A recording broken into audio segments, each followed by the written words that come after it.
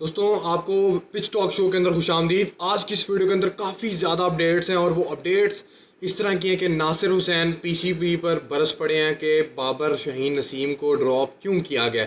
इसके अलावा पाकिस्तान के खिलाफ जो ऑस्ट्रेलिया के अंदर ओडीआई सीरीज़ होनी है, ऑस्ट्रेलिया ने अपना स्क्वाड अनाउंस किया है। पाकिस्तान ने आज अपनी एक थर्ड क्लास किस्म की हरकत करके प्लेइंग 11 अनाउंस किया, उससे रिलेटेड बात करनी है। और फ़खर ज़मान पर ऑलमोस्ट पीसीबी भी बरस पड़ा है और फ़खर ज़मान को एक तरह से टाइम दे दिया गया। सबसे पहले बात करते हैं नासिर हुसैन पर।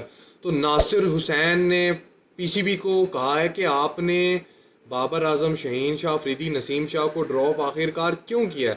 उनकी गलती क्या थी? अगर आपने उनको ड्रॉप करना था तो आप टेस्ट सीरीज से पहले करते, आप उनको रेस्ट देते। ऐसे तो उनकी एक तरह से इंसल्ट भी हो रही है कि आपने उनकी परफॉर्मेंसेस की बेस पर ऐसा कर दिया। और आप लोगों को कैसे लगा कि सिर्फ इन तीनों की वजह से आ रहे हैं? नासिर हुसैन ने कहा है कि आपने कभी देखा अपने सेटअप के अंदर कि आपके कितने चेयरमैन बदले गए, कितने सिलेक्टर्स बदले गए, कितना कुछ बदला गया, कितने कोचिस पर उन्होंने इतना हाईलाइट किया कि आपके कितने कोचिस बदले गए आखिरी कोई 2 साल के अंदर अंदर। नासिर हुसैन पूरे तरीके से बरस पड़े और उनका ये बरसना ठीक था।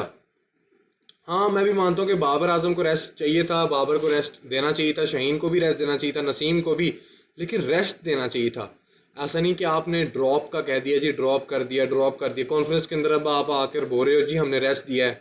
बाबर तो खेलना चाह रहे थे लेकिन हमने कहा नहीं, आप रेस्ट के लिए जाओ, लेकिन आपने तो ड्रॉप किया। आपने ड्रॉप किया भाई, आपने ड्रॉप किया।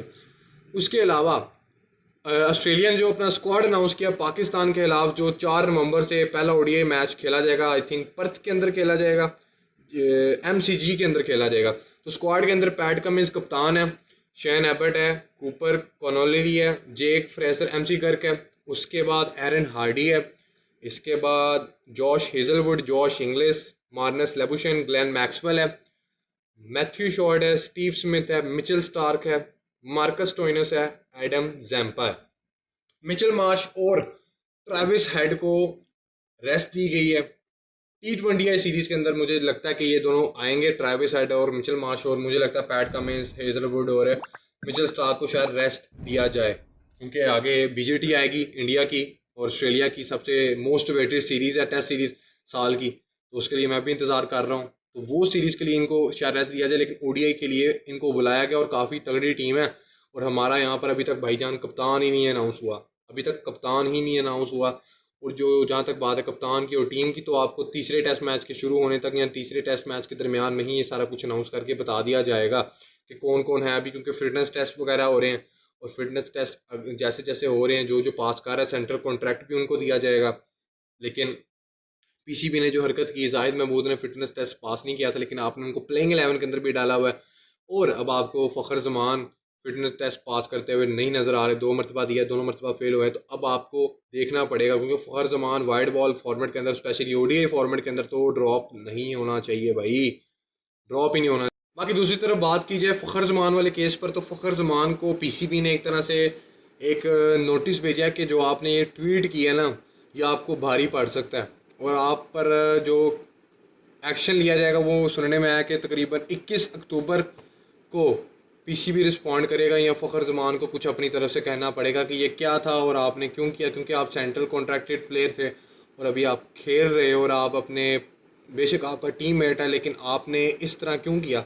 अब हालांकि फ़खर ज़मान अब पठान है, अब ये पठान सारी दलेर होते हैं, आप लोगों को पता होगा कि सारे इस तरह चढ़ चढ़ कर आते हैं। लेकिन आपको मैं कहता हूँ कि एक तरह से इसने अच्छी चीज़ भी कही है और एक तरीके से आप लोग कह लो कि अगर आप सेंट्रल कॉन्ट्रैक्ट के अंदर हो तो देन आपको कुछ अच्छा सोचना समझना। लेकिन उसने यार बाबर के हक में इसलिए बोला है कि बाबर के साथ जो जो हो रहा है, टीवी चैनल्स कर रहे हैं, यूट्यूबर्स कर रहे हैं, जर्नलिस्ट वगैरह कर रहे हैं, वो एक बाबर को मेंटली डिस्ट्रॉय कर रही थी चीज़। और ये अगर फ़खर ज़मान ने कर भी दिया है तो मुझे तो कोई इतना इशू नहीं इतना ज़्यादा हुआ। लेकिन आपको देखना पड़ेगा, अगर मैं बिल्कुल सही पर आऊँ ना, तो आप एक सेंट्रल कॉन्ट्रैक्टेड प्लेयर थे। बाकी दोस्तों इसके अंदर ना आप लोग अपना ओपिनियन मुझे दो।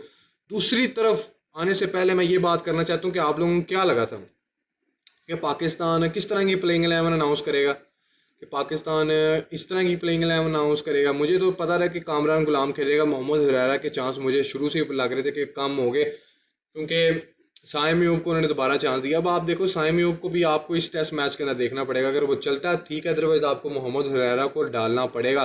वर्ल्ड टेस्ट चैंपियनशिप से यार आगे हम लोग ठुड्डे खा के बाहर हुए हैं कुछ। अब मैं क्या कहूँ, जलील हो रहे हैं हम इतना ज़्यादा।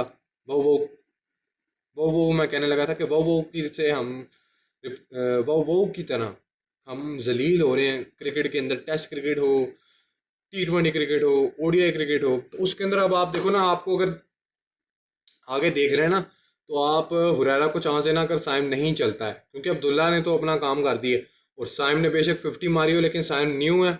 आप चेक करते रहो, ट्राई आउट करते रहो। लेकिन मैं ये बात ज़रूर कहने वाला हूँ कि कामरान गुलाम को अगर आप नहीं चलता वो 2 इनिंग्स कल वेल यानी कि पहला टेस्ट मैच नहीं चलता, तो क्या आप उसको ड्रॉप करोगे आगे जाकर? नहीं ना, आपको उसको कुछ चांस देने पड़ेंगे। अगर वो आगे जाके बाबर वापस आते हैं तो आपको उसको स्क्वाड के अंदर रखना है, ऐसा नहीं कि आपको उसको स्क्वाड से बाहर करना। ना ना ना ना ना ना ना ना ना ना, आपको कामरान गुलाम को साथ लेकर चलना है। और मुझे बड़ी ज़्यादा उम्मीद है कामरान गुलाम से कि यार उसने इतने ज़्यादा फर्स्ट क्लास के अंदर डोमेस्टिक के अंदर जो रन्स ठोके हुए हैं ना, वो यार इंग्लैंड के खिलाफ भी ठोकेगा, और वो ठोकेगा भी ज़रूर। मुझे बहुत ज़्यादा उम्मीद है कामरान गुलाम से कि यार वो कुछ करने वाला है।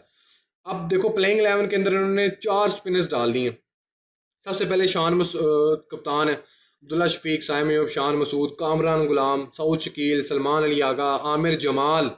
आमिर जमाल को जी इन्होंने डाला जी, वो हमारा काम करेगा, वो हमारा फास्ट बॉलर है। मतलब कि यार वो ऑलराउंडर है।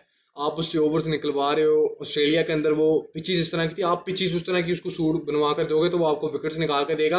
लेकिन आप देखना पड़ेगा कि आप उससे सुबह ओपनिंग स्पेल भी करवाओगे, एक स्पिनर से भी आप ओपनिंग स्पेल करवाओगे। मतलब कि आपका माइंड कहाँ पर जा रहा है यार।